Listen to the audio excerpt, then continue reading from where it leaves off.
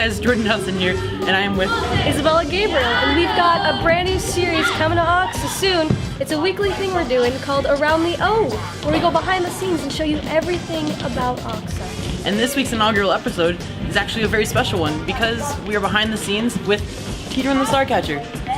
It is the second main stage in the Oxa season, premiering February 2nd through the 4th at 7 o'clock, with tickets starting at $5 for students and $10 for adults. We got the chance to interview 4 different students who had a role in making this production possible. And one of those students was actually the stage manager, Shania Cortez. She is one of our closest friends, and we got to learn a lot. Oxa, Jordan Johnson here, with Shania Cortez, who is the stage manager for Peter and the Starcatcher. How are you? I'm good, and you? Good. So, what makes Peter and the Starcatcher an interesting show? In our show, we actually have people flying and we have animals flying. So we actually have backstage ninjas that are dressed in full-on black morph suits, and they're playing around with the puppets and lifting people from on stage, and it's really cute. That's really, really cool. So I've heard talks about like a really good cast. Like, why is it a good cast? Oh my god. Okay. All the actors in our show are so funny and they're so committed to their roles. And yeah. What is your favorite scene in the show? My favorite scene is when Aster and Molly start speaking in Dodo, because I honestly thought they were just going to be like, oh, quack, quack, and they're like, no, quack, and they start clicking, and it's so hilarious. And when the narrators are speaking, Harrison in the back it's like, all right, cool. How long have you and the crew been working on the show? We've been working on the show for, I think, 6 weeks. Yeah. How long have you guys been in the rehearsal process? Because I know the stage manager is normally a part of that. 6 weeks. 6 weeks? All right. What is your favorite part about being a stage manager? I love seeing the actors grow as people, and I love seeing them enjoy their parts and the whole show. And I love seeing them when they first see the set for the first time, and the joy on their face is so unbelievable. Who's your favorite character in the show? Ooh. I think it's Mrs. Bumbrick. Why do you like Mrs. Brumbrick as a character? She's such a flirty person, and Maggie portrays her so well. So, what is the position of a stage manager, and what does a stage manager do for a production? The stage manager writes down all the blocking notes, all the light cues, all the sound cues, all the technical cues, and during the show I call it from the sound booth. So what does that mean, calling a show? That means that I'm on headset and I'm talking to the people in lights, sound, and backstage for their cues. Like if I say cue 743, go, then lights has to. Why should people come and see Peter and the Starcatcher? The actors in the show are so passionate, and so is the crew, and the set is amazing, and the technical notes are amazing. I love it. How many hours have gone into a production like this? Because normally a theater production, people go in for 2 hours and they see it and then they walk out, but they don't know how much work has gone into it. Well, we started production on the set in late October, early November after Into the Woods, and shortly after that we started rehearsals with the actors. So how long is the process from getting the actors ready to having them on stage? 6 weeks. So with the set, does the set take longer to construct than it does to work with the actors? Oh, most definitely. And why is that? Because sometimes we have a lot of problems, like some things break, and in this case we had to make a turntable and attach it to chain motors. Yeah. So what design elements for the set make this set unique from all the others? So in Act 1, we have the actors on the Neverland and the Wasp, which are the ships. And like we have to have like dungeons, and there's a crate where the boys are being held in. And then in Act 2, we have a jungle scene. So instead of taking down the whole set to make a jungle, we have a big sheet that comes in, and it's decorated, and we have little lanterns in the back to light it up. That's really cool. I know, right? So how is the transition from the ship to the jungle? Like, how does that work? So during intermission, we are going to bring down one of the pipes, which has fabric hanging down from it, and then we're going to have someone on top of the balconies, and they're going to attach it to the side with string, and then we're going to fly it up a little bit, and then we're going to have the lanterns hanging behind the sheets. That's really, really cool. Well, thank you for spending your time with us. That's an amazing inside look into stage management. It's amazing how much goes on behind the scenes that we don't know about. Like who calls the lighting cues, who makes the sound go, and who gets to make that turntable turn. So, and I heard you got to interview one of the actors. gets to work with all this stuff. Oh yeah. I got the honor to interview Erica Payne, who plays our very own Molly Astor. Hope you enjoy. Hey guys, it's Isabella Gabriel with Around the O, and today I'm here with Erica, who plays Molly Astor in our upcoming show, Peter and the Starcatchers. Erica, how are you? I'm doing good. You sure? Yeah. Alright. Well, let's get started. Who is exactly Molly Astor? Molly Astor is a 13-year-old British girl who's very headstrong and pretty stubborn, but, you know, she's very smart aleck, and she thinks that she knows everything, but, you know, by the end of the story, she realized that she doesn't. Well, looking at the set, it looks pretty good, you know? Do you have any favorite parts of it? Anything special that we should know about? Actually, my favorite part is the vampire door. I just like how it turns. It's very nice. Can you explain to the audience what a vampire door is? No. Well, for you guys watching, if you don't know what a vampire door is, it's a thing that we use in the technical department. Basically, as it implies, a vampire door is a vanishing door, because like a vampire in a mirror, you can't see it. So, it just spins around. It's like a trap door. What's it like acting with other people that you may or may not have acted with before? Well, this is my first MainStage, so this is my first time acting with the majority of these people, and honestly, I was more concerned about not bonding with the cast, but everybody's fantastic. Like, I love my cast. And even people who I didn't know now, like, I know them better now, and I feel like I just made an entire family throughout the show. Is there, without any spoilers, is there a favorite scene that you have from the show? When I wonder where the pigs are. Come see the show if you want to know what that means. If you had to make a 30-second commercial Oh, man. Enticing people to come see this show, what would you tell them? Do you want to laugh? Do you want to literally pee your pants laughing? Well, come and see Peter and the Starcatcher, because it is hilarious and it's super fun, and the tech heaviness just makes it all the better. It's so magical. I don't know if that was 30 seconds, but I tried. So, when you grow up, not as Molly Astor, as Erica, Yeah. do you want to be an actor, or is this just like a hobby that you're doing because you're in high school and you're in a performing arts school? Or?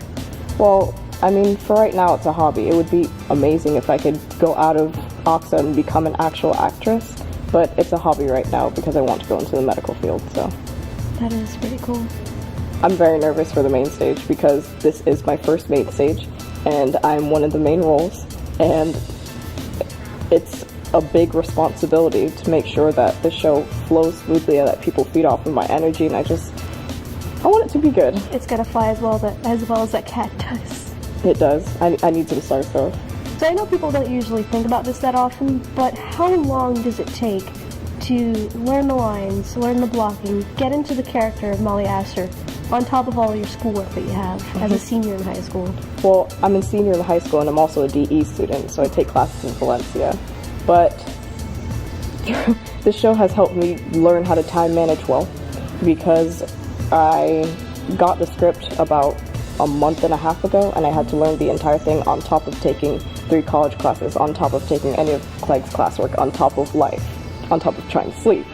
So I've made it that at least 1 hour every day I look over the script, try and get the lines in me. If I ever have like any free time, I go and take out my script and I start learning my lines, and that's the only reason that I've gotten through this and been able to function properly. Hey man, good for you. Time management is a good skill to have. Alright, well, thank you, Erica, for your time, and thank you for your time for the show, because I'm sure it'll be very magical. Thank you. It's gonna be great. I thoroughly enjoyed my time with Erica, and for someone who says acting is a hobby, I think they're doing a pretty good job. And just like Aksa, some people may want to do arts as a living, some people might not, but I think we both know who wanted to do costume design for a living, and that's Griffin, am I right? Yeah, Griffin was the costume designer and is for Peter and the Starcatcher, and this is a career that he does want to go into. He found it through actually cosplaying, which I got to learn what that was about in our interview, and here it is. Hey Oxa, Jordan Johnson here with Griffin, who is the costume designer for Peter and the Starcatcher. How are you today? I'm good. I'm feeling it. Good. So, first question I have is, what does a costume designer do? Well, pretty much in the name. They design the costumes, but they also have to wrangle all of the helping costumers who actually dress the actors and are there on the show, and they have to sketch out designs, basically oversee everything while still designing. That's interesting, really. Second question I have is, what is the process and what does it take to create a costume? Well, first you need to research, which, I mean, that's not fun, but like, you know, you gotta research to make sure it's accurate. Yeah. And then you gotta sketch it out, or at least have an idea of what you want. Then you have to do minor things like measure the characters and stuff like that. Then you go into the actual process of making the costumes, and you have to make them work, because sometimes they don't work, and it's all about how it looks from stage. Like, you put in a bunch of effort, and but it's gonna look cool, and people are gonna be like, whoa, that's radical. Yeah. So it's all about the sweet satisfaction. What is your favorite costume in the show? Oh, definitely the Black Light Mermaid, because we did a collab with my friend Zoe, the lighting designer, to do a black light scene where the whole aspect of the mermaid character is designed in black light. So I think that's pretty cool. So does that mean like the costumes are gonna glow in like a certain way? Is there? Yep. Like, how are the colors gonna look? They're gonna glow like you're at a rave. Let me tell you, they're gonna glow. Do the costumes ever break on stage? Oh, definitely. You know, actors are wild. They're up there prancing around, making the magic, and our job is to make sure the clothing is intact, because it will break when they're like doing stuff. So that's why we have an arsenal of safety pins backstage. Next question. How did you get into the role of costume design, or like the department in general? Well, in the 8th grade, I began watching anime, and that led me into something called cosplay, which is basically you make a costume, put it on, go to events, act like the character. So I was like, hey, yo, I could do this for like a profession or something. And so that's how I started that. What inspired the designs of the costumes? You know, some shows, they place them in certain time periods. So what was your, like, what did you base your research on?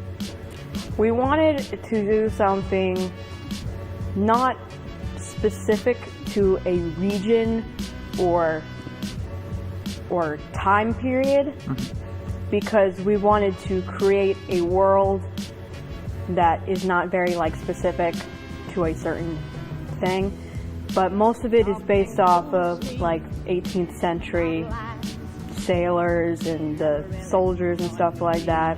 And with the natives, or the mollusks, we pulled from multiple cultures, but we didn't want it to look like one singular culture. So my final question, or one of my final questions, is what was the easiest costume to make / design, and what was the hardest? I think there is a certain level of difficulty and easiness that goes into each costume, because sometimes you know exactly what you want, and sometimes you got to do a little bit more research, and it's just the process of making. It's not so much the process of making, it's the process of planning. So I think the hardest one would have to be actually all of the mollusks, because we had to, again, specifically design so it did not look like a certain group, like a certain cultural group. And I think when we reached the design and the end of the design, it looked really good. And then I think the easiest was Peter, because everyone knows what Peter Pan looks like. Yeah. You gotta, put the green and the brown. Yeah. All right, so a final question. What has been your favorite part in the whole process of being the costume designer for? I love seeing it all come together, because I know that sounds like something everyone says, but there's a real joy in seeing all of your hard work come together on stage, which you've been working for months and, you know, collaborating with different aspects of the technical theater thing, and it's just really nice to see all of your work displayed on stage and people enjoying it. So, do you see yourself being a costume designer professionally in the future? I would love to be a costume designer in the future. I mainly want to focus on either movies or television, because the thing about doing onstage productions is that they're not as detailed as the ones you see in the movies, because you're sitting 50 feet away, like, you can't see the terrible hem job that we did. It's just how the overall thing looks, but in the movies it has to be very detailed, and that's what I kind of do when I do my, like, out of school cosplaying stuff, so that's what I tend to focus on. Wow. Shocking. It's pretty swag-tastical. That's a new word. All right. Cha. Well, thank you for the interview. Of course, homie. All right. Today we learned about all the elements that go into making a production like this one possible. We've learned about the stage manager and their role in a production and how they create and call the cues. We also learned about the actor and the experiences they go through the rehearsal process and all of that stuff. And we also got to interview the costume designer and how they make and produce each costume. And there's only one person who gets to play the lead role, and you got to interview her. That's right, I got to interview Vanessas Interview, our very own Peter for Peter and the Starcatchers. Now it is her first main stage, but I won't talk anymore. Here's the interview. What's up, guys? This is Bella again with Around the O, interviewing Vanessa, who plays our very own Peter for Peter and the Starcatchers. Yeah. So how are you? I'm good. How are you? I am good. So first question, what's it like to play the main character, whose name is in the name of the play? Honestly, it's crazy. I never thought I was gonna get this far. Like, it's so much fun working with the whole cast, and it's honestly a great experience. It's my first lead, and I just hope everyone loves the show. You said it's your first lead. You're freshman? I'm a sophomore, but I'm in the here? freshman class. Okay. So have you acted at all, or is this your first time in an acting class, in an acting position? Like, what's up with that? Well, this is my first acting class. I've acted a little bit before here. Like, I did a little school play at my old school. I've done a skit. I did Black History Month here. That was fun. Yeah. That was last year. But I think I really got into theater in 7th or 8th grade. Mm-hmm. And yeah, so yeah, I guess I've done some acting. Cool. So speaking of Peter and the Starcatchers, then what's it like forming a bond with all these different people from like everywhere around the school and coming together to create the world of Peter and the Starcatcher? It's so much fun.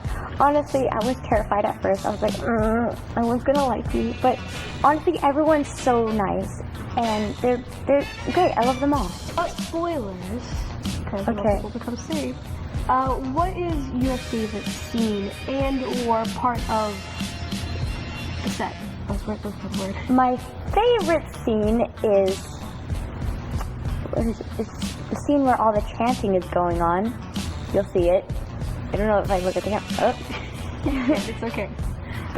It's so cool, and my favorite part of the set, either the stars or the turntable, because honestly being on the turntable when it turns is so fun.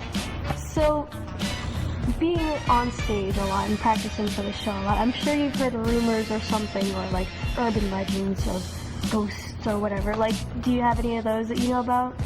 Any like traditions that the drama family here has? Or? Well, I know you can't eat with your costume on. But why? Can you explain to us why? Well, so much time has gone in to making the costume, so they don't want to get it dirty or stained or anything. So what I did was I bought like a huge blanket just so I could eat, because we stay here until 8, and people get hungry. So, yeah. Speaking of late hours, how long does it take you, or how long did it take you, to get into the role of Peter and learn your lines and learn all the blocking and even just learn about all the technical standpoints of all the stage stuff that you have to do? It took me a bit because the thing with Peter, there's like underlying things about him that's not kind of expressed in the script, I guess. And so it took a bit, but I think I got it down. And learning the lines and all the blocking and such, it took a bit, but it was totally worth it because it's cool. If you had 30 seconds to make a commercial or some kind of skit or anything like that to invite someone to come see this, what would you tell them? I would tell them, come see the show or I'll find you and I'll make you watch. I'm just kidding, no, I won't make you watch it. But see the show because the cast is great. They put a lot of hard work. The techs put a lot of hard work into making such an amazing set, and the costumes are phenomenal. So if you really want to miss out on all the jokes and all the costumes, then I guess don't come see the show. Before we go, one last question. Okay. Are there, if any, I don't know, are there any themes, underlying themes, or maybe, what's the word, lessons to be learned from Peter and the Starcatcher? I think one of the themes for Peter and the Starcatcher is growing up and all the things involved with it. Because when you grow up, you take on certain responsibilities and such, and you become different. And honestly, I think that's why Peter's afraid to grow up. Because, yeah. Because growing up doesn't sound like that much fun. Well, I think it's because of all the grown-ups he's seen. They've always been rude and, they've, done things just to get... They're selfish, pretty much, and I don't think he wants to be like that. So... Alright, well, thank you for your time, Vanessa. Oh, thank you so much. It's been so much fun. Honestly, yeah. Thank you so much. Thank you for checking out this week's episode. Please make sure to follow us on our social media, on Twitter and Instagram at OCS Arts, and on Facebook at Osceola County School for the Arts. And don't forget to come check out Peter and the Starcatchers, February 2nd through 4th, $5 for students, $10 for adults at 7 p.m. See you around the O!